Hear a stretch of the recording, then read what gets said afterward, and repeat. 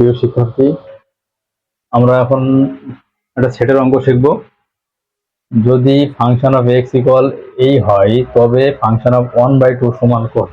খুবই সহজ অঙ্কটা, দেখো কিভাবে করতে হয়। দেওয়া আছে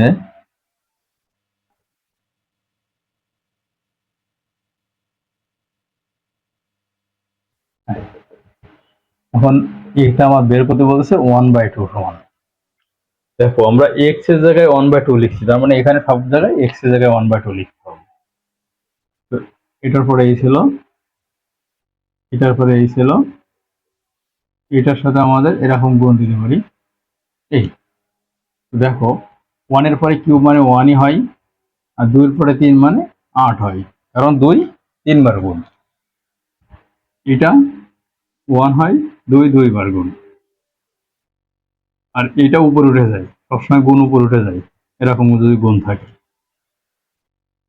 তো ভগ্নাংশের সাথে গুণ মানে সবসময় উপরে উঠবে। এটা আমার অন্য অন্য ক্লাসে বারবার বলা আছে। দেখো এটা এটা কেটে যাচ্ছে, তাহলে আমার এ আসলো, এখানে এ আসলো, এ আসলো, এ আসলো।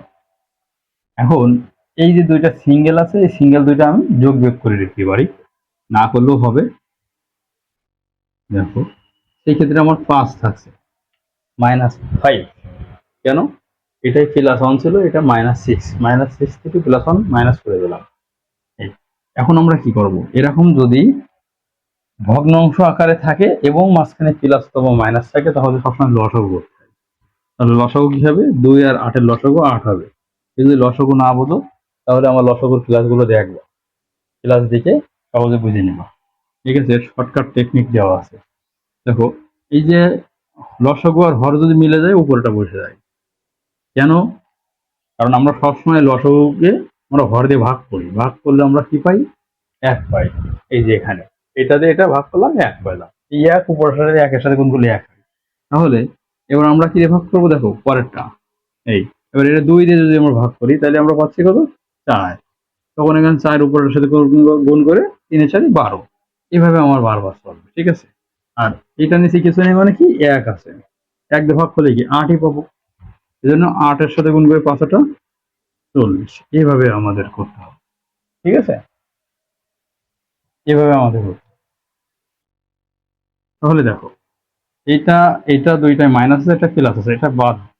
মাইনাস প্লাসে কি করতে হয়? প্লাস মাইনাসে মাইনাস হয়, তাহলে 40 আবার 52 হয়, 52 বাদ দিলে 51 হয়। এটা আমাদের উত্তর, কিন্তু একটা মাইনাস চিহ্ন বসবে, কারণ এখানে বড়টা চিহ্ন বসাতে হবে। এটা আমাদের উত্তর। এইভাবে আমরা এই ধরনের যতগুলো অঙ্ক আছে সব এই সিস্টেমে করে দেবো। মানে এক্স এর জায়গায় 1/x লিখছি, এই এক্স এর জায়গায় 1/x লিখছি, এই জন্য সব জায়গায় এক্স এর জায়গায় 1/x লিখে সমাধান করবো, জাস্ট সমাধান করা, ঠিক আছে।